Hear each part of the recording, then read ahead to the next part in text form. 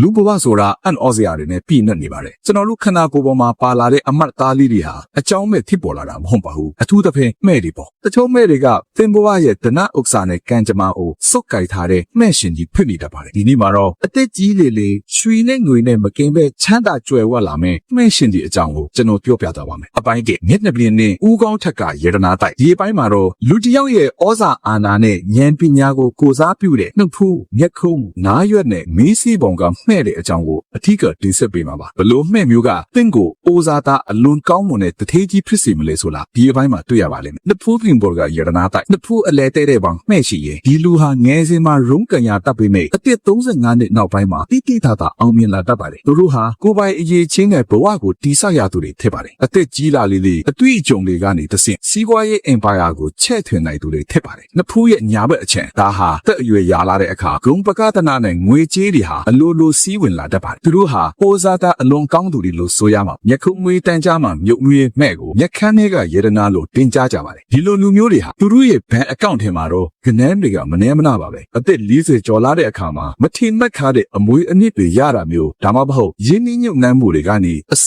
မတန်အကျိုးအမြတ်ရတာမျိုးကြုံရတတ်ပါတယ်သူတို့ရဲ့ချမ်းသာမှုကရေရှည်တည်မြဲတဲ့ချမ်းသာမှုမျိုးပါနားရွက်မှာမှဲ့ပါတယ်သူတွေဟာအပြောဆိုညင်သားပြီးလူကြီးလူခင်များတတ်ကြပါတယ်နားတီးမှာမှဲ့ရှိရဲ့ဒါဟာအလွန်ထူးခြားပါတယ်အသက်ကြီးလာတဲ့အခါသားသမီးယေရနာတွေရဲ့လှုပ်ကြွေးမှုကိုခံရမယ်အဖြစ်ကိုယ်တိုင်လေးငွေကြေးစုဆောင်းမှုအလွန်ကောင်းမွန်တဲ့သူတွေဖြစ်ပါတယ်နားတီးမှာမှဲ့ပါတယ်သူဟာစိတ်ကောင်းနှလုံးကောင်းရှိလို့နှက်ကောင်းနှက်မြတ်တွေစောင့်ရှောက်တတ်တယ်လို့ယုံကြည်ကြပါအိုဇာတာရဲ့အခန်းကဏ္ဍကျွန်တော်တို့ဗေဒင်ပညာမှာမင်းစေဟာအိုဇာတာကိုကြည့်တဲ့နေရာမှာမင်းစေမှာမှဲ့ရှိတဲ့သူဟာအသက်ကြီးလေအခြေအနေကောင်းလေပါပဲသူတို့ဟာအိမ်ချမ်းမြေခံအလွန်ကောင်းကြပါလေအသက်50ဝန်းကျင်မှာကိုယ်ပိုင်အိုးရင်တိုက်တာတွေနဲ့တည်ငြိမ်အေးချမ်းတဲ့ဘဝကိုပိုင်ဆိုင်ရတတ်ပါလေအထူးသဖြင့်မင်းစေအောက်ပန်းနားမှာရှိတဲ့မှဲ့ဟာမင်းနှင်းကရွှေထွက်တယ်လို့မျိုးဘဝနောက်ပိုင်းမှာကုသိုလ်ကံဒီအဆုလိုက်အပရုံလိုက်ဝင်လာတတ်တာမျိုးပါလက်ဖော်ဘားတဲ့ကစီးစိမ်ရှင်လက်ဖော်ဘားတဲ့မှာမှဲ့ရှိရင်တော့ငွေကိုစုကိုက်ထားနိုင်သူလို့သတ်လိုက်ကြပါတယ်ဒီလိုလူမျိုးတွေဟာငွေရှာရတာထက်ငွေကိုဘလို့စီမံကန်ကွက်ရမလဲဆိုတာပိုပြီးကျွမ်းကျင်ကြပါတယ်သူတို့ရဲ့ဘဝဟာအပက်ကြီးလာလေလေ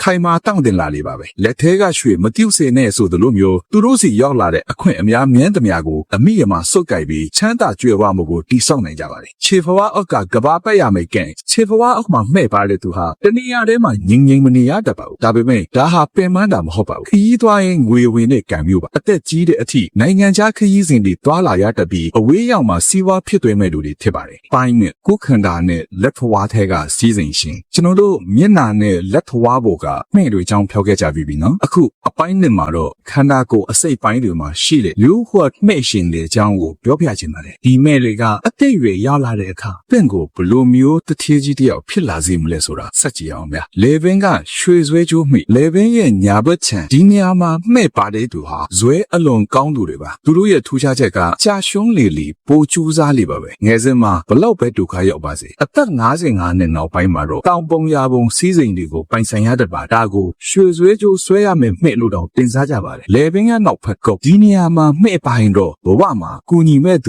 ူမိကောင်းဆွေကောင်းအမြဲရှိနေတတ်ပါတယ်အခက်ခဲကြုံတိုင်းမှာကေတင်ရှင်ပေါ်လာတဲ့အသက်ကြီးတဲ့အခါအေးချမ်းစွာနဲ့ချမ်းသာကြွယ်ဝမှုကိုခံစားရမယ့်သူတွေပါပခုံးပေါ်မှာမှဲ့ပါရင်ဝန်တန်းရတတ်တယ်လို့အချို့ကအယူဆမှားတတ်ကြတယ်တကယ်တော့ပခုံးပေါ်မှာမှဲ့ရှိတဲ့သူဟာအုတ်ချုပ်ရေးပိုင်းမှာပါရမီပါတဲ့သူတွေပါအထူးသဖြင့်ဘယ်ဘက်ပခုံးမှာမှဲ့ရှိရင်အသက်ကြီးလာတဲ့အခါလုပ်ငန်းစုကြီးတွေကိုဦးစီးရတဲ့သူသို့မဟုတ်ဩဇာအာဏာရှိတဲ့သူဖြစ်လာတတ်ပါတယ်သူတို့ဟာတာဝန်ကြီးလေငွေဝင်ချမ်းလေဖြစ်တဲ့ကံကြတာမျိုးကိုပိုင်ဆိုင်ထားတာပါရင်ဘက်ကမေတ္တာနဲ့စီးစိမ်ရင်ဘက်မှာမဲ့ပါတဲ့သူတွေကိုနှလုံးသားလှသူတွေလို့ဆိုကြပါတယ်ဒီရင်ရဲ့ပညာအရာရင်ဘက်အလဲမှာမှဲ့ရှိရင်အိမ်တော်ဖက်စီရနေကံကောင်းခြင်းတွေရတတ်ပါတယ်ကိုယ်တိုင်ကမချမ်းသာရင်တော့ချမ်းသာတဲ့အိမ်တော်ဖက်နဲ့စုံစီရတတ်ပါတယ်ပြီးအသက်ကြီးလာတဲ့အခါအေးအတူပူအမျှစီးစိမ်တွေကိုအတူတူခံစားရမှာပါဒါအပြင်သူတို့ဟာသားသမီးကံလည်းအလွန်ကောင်းတာကြောင့်အသက်60ကျော်တဲ့အခါမြေတွေမြစ်တွေနဲ့အတူစီးစိမ်ကြားမှာပျော်ရွှင်ရမယ့်သူတွေဖြစ်ပါတယ်ချော်ပင်မှာမှိရှိတာကကြောထောင်နောက်ခံကောင်းခြင်းကိုကိုးစားပြုပါတယ်ဒီမိန့်ဟာအသက်အရွယ်ရလေလေငွေကြေးစုဆောင်းမှုပုံမခိုင်းမာလေဖြစ်စေပါတယ်သူတို့ဟာငွေကိုဖြုံးသွေးလေမရှိပဲစနစ်တကျရင်းနှီးမြှုပ်နှံတတ်သူတွေပါသက်90နောက်ပိုင်းမှာဘန်ဒိုနဲ့တင်ထိုင်စားလို့ရလောက်အောင်ချမ်းသာနိုင်တဲ့လူ့ဟောတထေးကြီးတွေမှာဒီလိုကြော်ကုန်းမဲ့တွေပါတတ်ပါတယ်ချက်တဲ့မှာထိထိချက်ရဲ့ဘေးပတ်လဲမှာမဲ့ရှိရင်တော့ဝမ်းသာလိုက်ပါတော့ဒါဟာစားဝတ်နေရေးဘေးတော့မှမပူရမယ်မှဲ့ပါဒီလိုလူမျိုးဟာဘဝတစ်လျှောက်လုံးစားတော့ဆောင်အလွန်ကောင်းတတ်ပြီးအသက်ကြီးလာလေလေပုံမကောင်းမွန်တဲ့လူ လူနေမှုပုံစံကိုရရှိလေလေဖြစ်မှာပါအထူးသဖြင့်စားတောက်ကုန်လုပ်ငန်းနဲ့အောင်မြင်ပြီးပိုဇာတာမှာရွှေဘုံငွေဘုံကြားမှာနေရမယ့်သူတွေဖြစ်ပါတယ်ဒူးမှမှဲ့ပါတဲ့သူဟာဘဝကိုအောက်ခြေကနေတိဆောက်ရတဲ့သူတွေပါသူတို့ရဲ့ချမ်းသာမှုကတဆင်ချင်းတက်လန်းချင်းကလာတာပါအသက်30ကျော်မှာအခြေကျမယ်40ကျော်မှာပိုင်ဆိုင်မှုတွေတိုးပွားမယ်50ကျော်မှာတော့မြို့မျက်နှာဖောင်တထီးကြီးဖြစ်လာမယ်ကံမျိုးပါသူတို့ရဲ့စီးစိမ်ကလွယ်မပြတ်စည်းနိုင်တဲ့ခိုင်မာတဲ့ကြောက်အောင်လို့စီးစိမ်မျိုးဖြစ်ပါတယ်မဲ့ဆိုတာခန္ဓာကိုယ်ပေါ်ကအဆက်အပြောက်တွေထဲပို့ပါတယ်ရှေးအောင်နက္ခတဗေဒံကျမ်းဂန်ဒီမှာတော့ဒါကိုစัจ java ကပေးတဲ့စုလာဘတ်လို့တင်စားကြပါတယ်ကျွန်တော်တို့တိတာထင်ရှားတဲ့နေရာတွေကိုပြောပြခဲ့ပြီဆိုတော့အခုအပိုင်းသုံးမှာတော့လူတော်များများသတိမထားမိတဲ့ချိုင်းအောက်က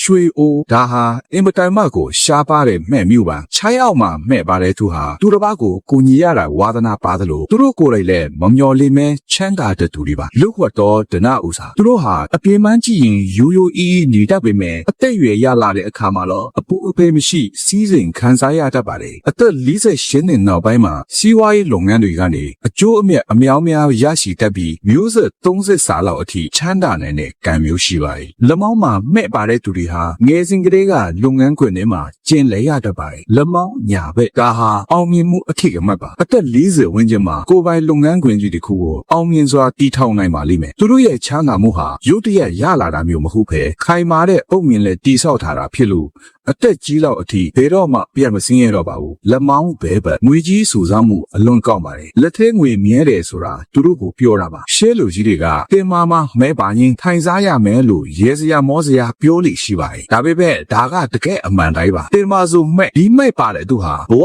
နောက်ပိုင်းမှာဘာမှပင်ပင်မမလုပ်เสียမလို့ပဲရင်းနှီးမြုပ်နှံမှုတွေဒါမှမဟုတ်သားသမီးတွေရဲ့ပံ့ပိုးမှုနဲ့နန်းဆန်လို့နေရောက်တတ်ပါတယ်ပေါင်အတွင်းသားမဲ့ဒါဟာခီးသွားရန်ကြွယ်ဝဲခြင်းမှာအသက်ကြီးတဲ့အခါမှာဖျားဘူးခရီးစဉ်တွေနိုင်ငံခြားကပန်းဖီခရီးစဉ်တွေနဲ့ဘဝကိုအေးလူလူကုံဆုံးရမယ်ကံထူးရှင်တွေဖြစ်ပါတယ်ချက်လုံးမှာမဲ့ပါတဲ့သူတွေဟာအခြေအနေတစ်ခုမှငြီမနေတတ်ပါဘူးသူတို့ရဲ့အလုပ်ကခရီးတွေသွားနေရတာလူတွေနဲ့ဆက်ဆံနေရတာမျိုးဖြစ်ပါတယ်အသက်ကြီးလာတဲ့အခါမှာတော့အဲ့ဒီလိုသွားလာလှုပ်ရှားမှုတွေကနေသစဉ်ရလာတဲ့အဆက်အသွေးတွေကသူတို့ကိုတထေးဖြစ်စေပါလိမ့်မယ်မဲ့ရှိုံနဲ့မပြီးသေးပါဘူးမဲ့ရဲ့အယောင်လည်းအရေးကြီးပါတယ်မဲ့နေအာဟာအလွန်ကံကောင်းခြင်းကိုစောင့်ပါတယ်မမျော်လင့်ပဲကံထူးတတ်ပါတယ်မဲ့နဲ့သားတဲ့နှစ်နေတဲ့မဲ့ဒါကတော့ဖြည်းဖြည်းချင်းတိဆောက်ယူရမယ်စီးစိမ်ကိုပြပါတယ်မဲ့ရှင်အမွေပါတဲ့မဲ့ဒါဟာအင်မတန်ထူးခြားပါတယ်မဲ့ပေါ်မှာအမွေပါနေရင်အဲ့ဒီအမွေကိုမနှုတ်ပါနဲ့ဒါဟာသက်ရှည်ခြင်းနဲ့စီးစိမ်မြဲခြင်းရဲ့သင်္ကေတဖြစ်လို့ပါအခုဆိုရင်ခန္ဓာကိုယ်အနောက်မှာရှိတဲ့မဲ့ရှင်တွေအကြောင်းကိုအတော်လေးစုံစုံလင်လင်သိသွားကြပြီနော်ဒါပေမဲ့မဲ့ဆိုတာ